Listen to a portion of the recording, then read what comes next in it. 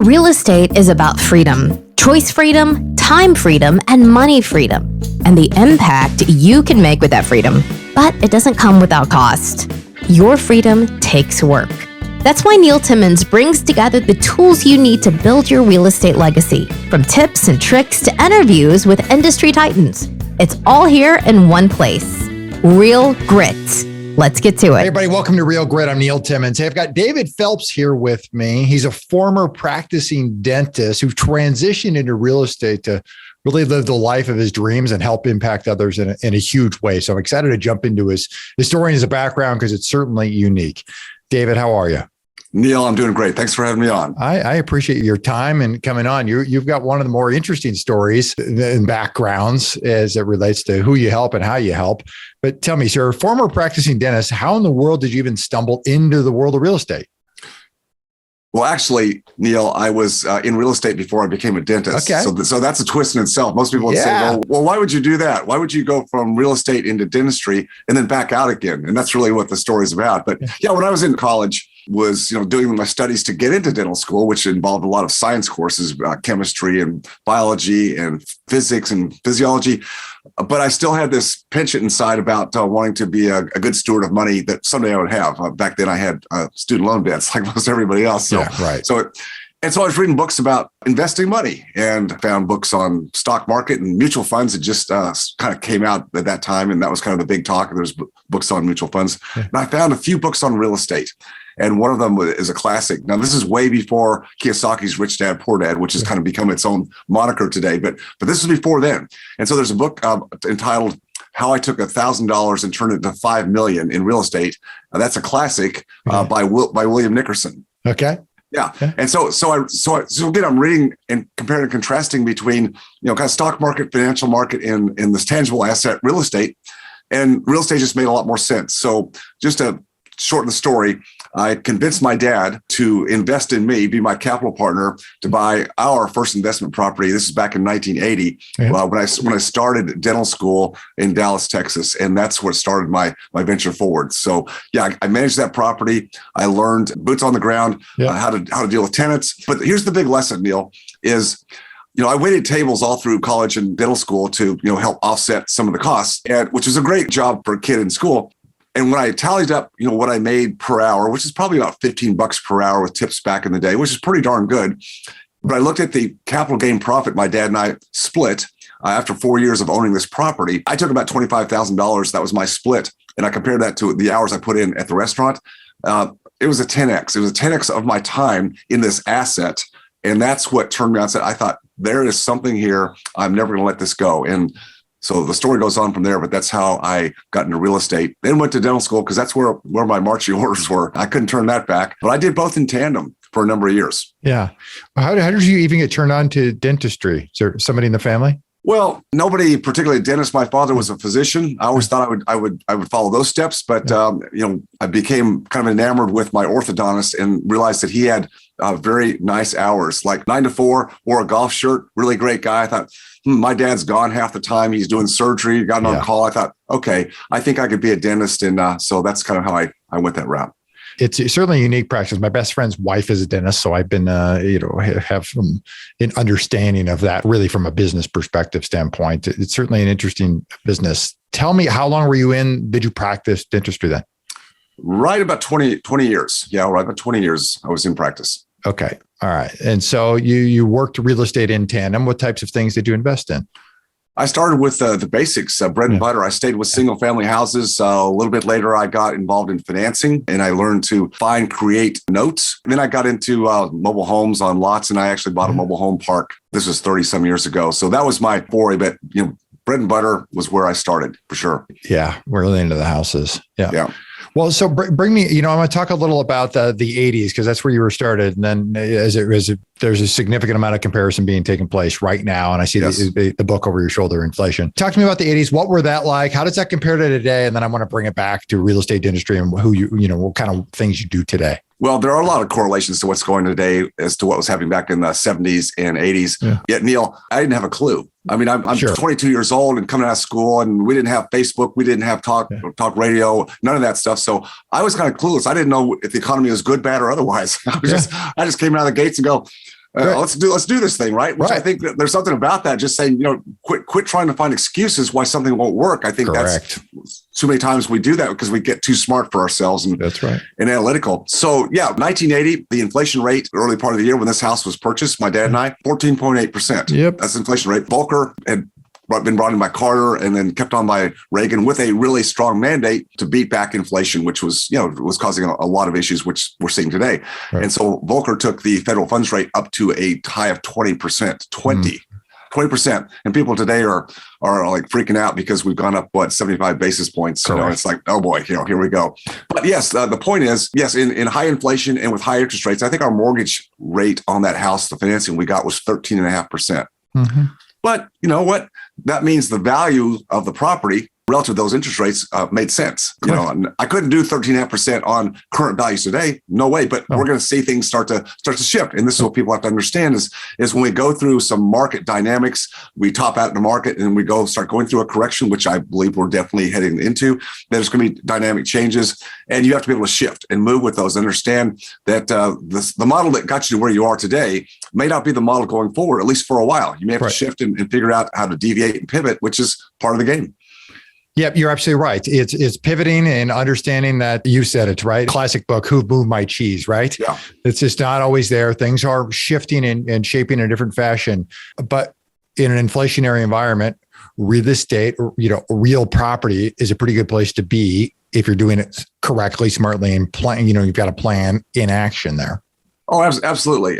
People ask me today, well, what are you investing in? Or are you waiting? And I thought, well, there's certainly nothing wrong to keep some cash on the sidelines. I think that's very smart because whether you're in business or your investments, your portfolio has to be strong with cash flow, no question, and to get through the gap. But on the other side, yes, there's always niches or opportunities if you're plugged in, if you've got a network, if you've got boots on the ground presence, whatever that might be.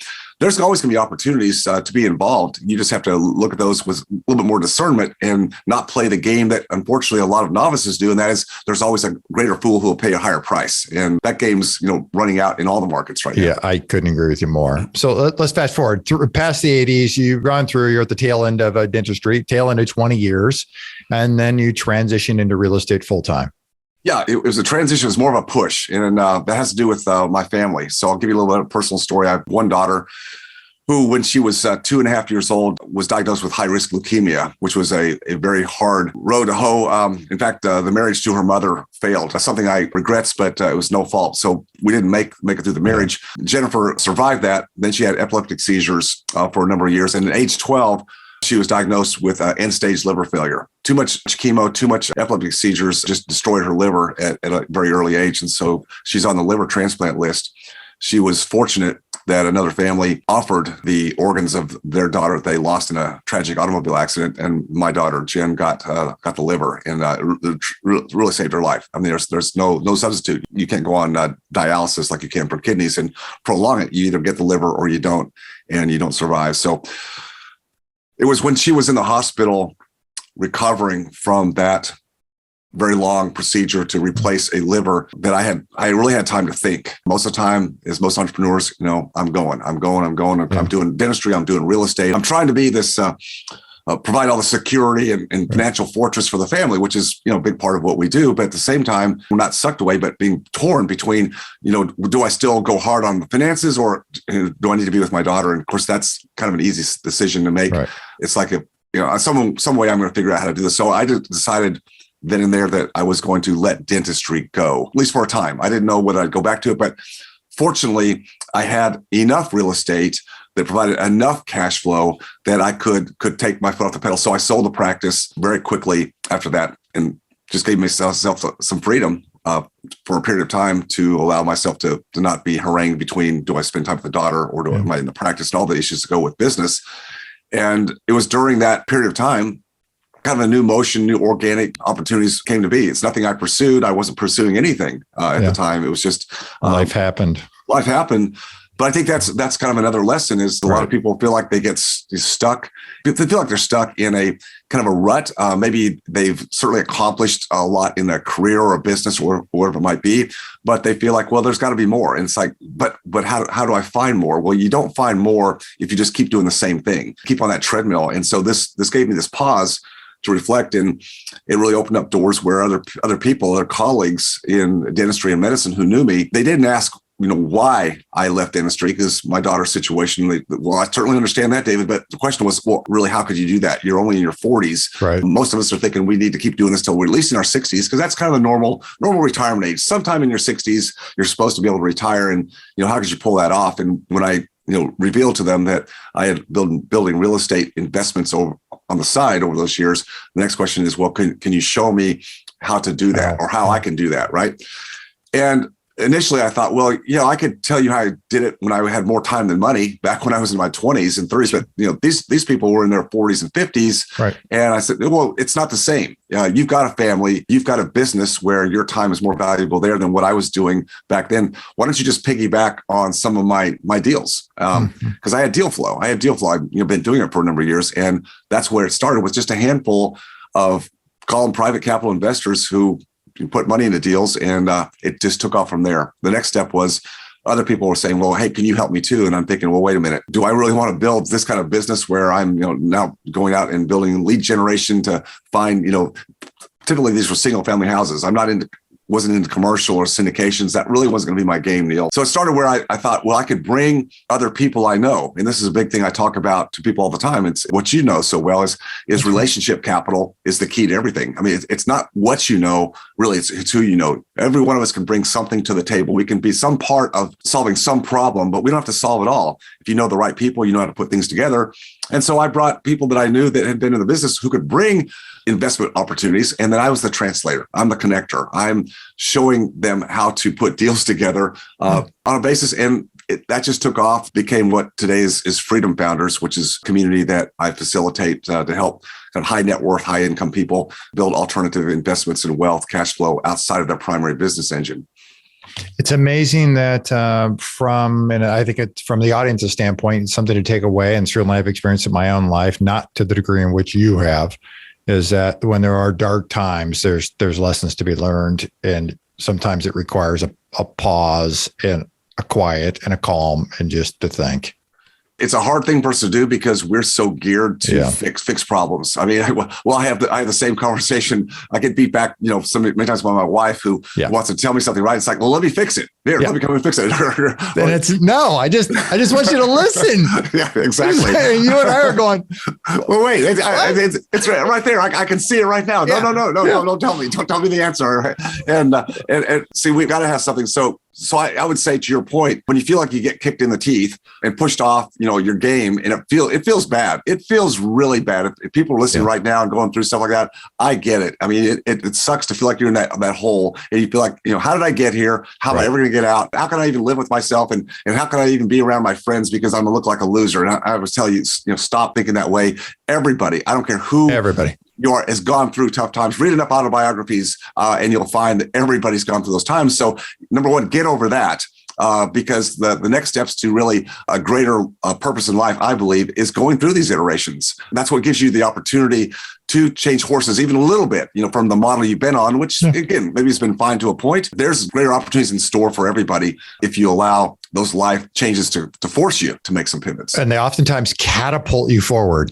Absolutely. Right. I mean, catapult you. Sometimes those darker days are the greatest opportunity and the trajectory that you're now going to be placed upon is completely different at a much faster pace. Yeah. And if you are willing to open up to whoever your people are, it could be a coach, mentor, could be, a good friend who is you just really trust. Don't do this thing solo, which is so characteristic of guys, right? Well, I'm going to take this on myself. It's like probably the worst thing to do because we don't have perspective. None of us have perspective, and other people have eyes where we have the blind spots. And so many times we can only see one way to get through one thing. And it's like, no, there's usually several others. We just can't see them because we're so into the world that we live in. And that's just normal. Yeah.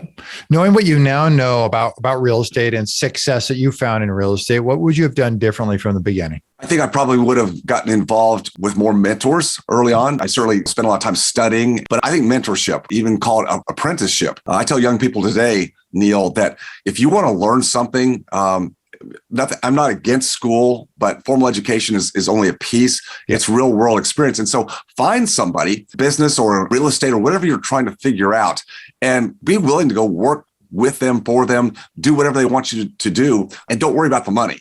I mean, just do what it takes to be under the guidance, the tutelage of those who have actually gone through and figured something out. That's the quickest way to learn something, learn what you like, what you don't like. The greatest lessons, I think, are just being around people that have already become successful, but also have gone through and learned a lot of life lessons in the pathway. Yeah. Speaking about being around others, thinking back to your childhood, who was the most influential person in your life?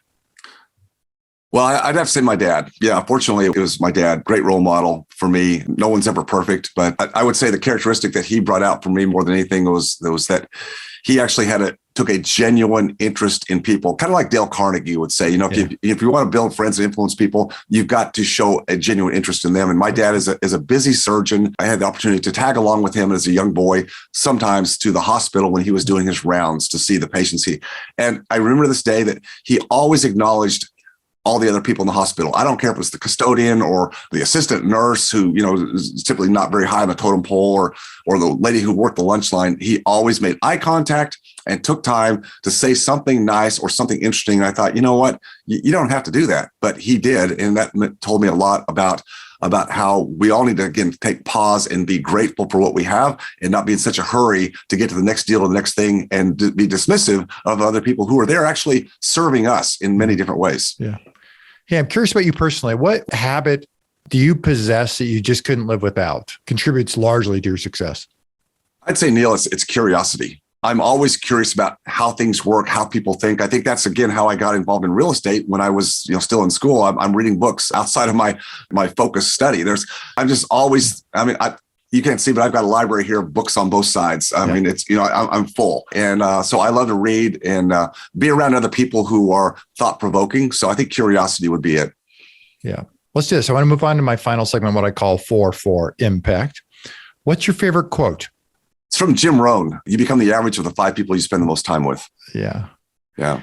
All right. Well, I'm going to deviate from my questions because I've got a question on that. All right. Tell me, I want to ask who's in your 5, but my question is, when was the last time you changed anyone out of your 5? Gosh, that's a tough one. I'm thinking back to see if did anybody, did I substitute anybody in or out? I guess, I don't think consciously about it, but there might be someone who becomes, like in the last year, there's been maybe a person who's come in and become a closer into that 5. Yep. And it doesn't mean somebody in my inner 5 did something to dismiss themselves, but so I'd say within the last year, I've probably made a little bit of a substitution there. Yeah. Is your inner 5, is that organic, or are you really giving, I'm saying over the course of the last several years, is it organic, or do you give significant thought to it? Some of that may be it's organic, but you've given significant thought to the rooms that you're in, to the crowds that you spend time with, to the places you circle, right? Well, yeah, you have to. We only have so much time. Correct. As I think as we elevate through life and become more discerning with our time, you have to be more discerning where, who you spend time with. So yes, in my early years, I didn't know any different. So I just be in different places all the time. But as you kind of climb the ladder, yes, organic to an extent, but then really being calculating about who do I want to invest more time with and how do I do that and what rooms or where do I need to go to do that? So absolutely. What do you think it is that holds most investors back from hitting their personal next level? I think it's fear of disrupting the status quo, whatever that might be, taking a step and making a mistake, right? I mean, I think it's the lack of courage to go forward on something and taking some amount of risk, not cavalier risk, but some amount of risk to move it forward. Outside of real estate, what are you most passionate about? Well, hobby-wise, I love playing tennis. So I do that several times a week. I love playing tennis. But I think what drives me, besides real estate being a vehicle, a great vehicle, is really what it allows me to do to help other people change their life, not just their wealth. That's a piece of it, but it's actually changed how they think and see their life, see how the ripple effect to, their kids or spouses, relationships. That's a big driver for me. And real estate just happens to be a great part of that. Yeah. What's your favorite way to make an impact in the community? For me, it's sowing whatever lessons and experiences I can into other people who will listen, and young people particularly. I love to interject, or I would say, interfere in other people's lives. Yeah. People who will have me, right? Yeah. Not everyone wants to hear it, but no, where people would invite me to give them some advice or some wisdom of my experience. That's the best thing I think I can do. Yeah. Well, for people who want to learn more about you, learn more about your work, how can they connect with you? Where can they find you? freedomfounders.com is the website. I've got a few books out on Amazon, some definitely related to real estate, some about life and finances. So there's some books there. And I do a podcast also. It's called the Dentist Freedom Blueprint Podcast, but you don't have to be a dentist. And I don't talk about flossing teeth, just so you know. Yeah. That's perfect. We'll make sure we got all the links in the show notes below. David, I really appreciate you taking the time to come on and connect up here. You've got like I said, a fun, interesting story, and real estate has been weaved in and out of your life to finally, at one point become everything you do, and the service that you provide to others to help them find, like you said, it's a terrific vehicle to help them find their financial freedom through this vehicle. Neil, it's been a pleasure. Thank you so much. Yeah. Thanks, David. Hey, for everybody here at Real Grit, I'm Neil Timmins, reminding you that real estate requires real grit. See you next time. If you like our content and want more, you can access it at realgritpodcast.com. You hear it guest after guest. Instinctively, you already know it. But let me call it out. The most expensive action is inaction. The real estate market is full of opportunities. You just need to uncover them. You can build a business that lasts for years, makes monumental impact in the lives of those that you love. It's not just about business, but about the freedom you get because of it. Have you ever heard the saying, if you want to go fast, go alone. If you want to go far, go together. I believe that partnering is essential. In fact, I partner with hardworking investors all the time. The point is that you can get a lot further with the right partner. Let me say it again, the right partner. If you've ever thought about partnering with anyone, or if you have a partner now, I encourage you to download my free Partner and Profit Guide, which includes the top 5 must-answer questions to evaluate a profitable partnership.